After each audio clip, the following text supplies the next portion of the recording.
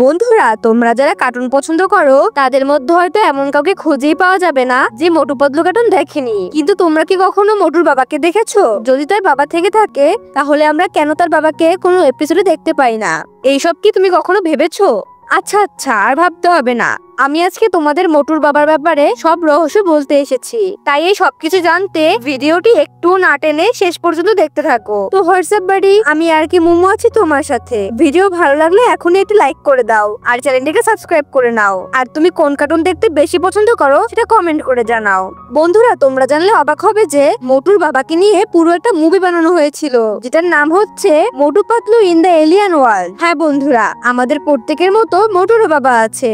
মোটুর বাবার নাম মোহন সিং। মোটুর বাবা একজন নামকরা বিজ্ঞানী ছিল। সে সবসময় চাইতো এলিয়েন ও মানুষের মধ্যে একটি ভালো সম্পর্ক গড়তে। তাই সে সবসময় এলিয়েনদের নিয়ে গবেষণা করত। মোটু যখন অনেক ছোট্ট তখন তার বাবা একটি যন্ত্র আবিষ্কার করতে সক্ষম হয়, যেটা দিয়ে খুব সহজেই অপর পাশের মানুষটির মনের কথা জানা যায়। কিন্তু এই আবিষ্কারই তার জীবনের অভিশাপ হয়ে আসে। হঠাৎ করেই মোটুর বাবা হারিয়ে যায়। আসলে তাকে ভিন্ন গ্রহে এলিয়েনরা তাদের গ্রহে নিয়ে যায়। তারা তার আবিষ্কার করা যন্ত্রটি নিয়ে যেতে তাকে বন্দি করে রাখে।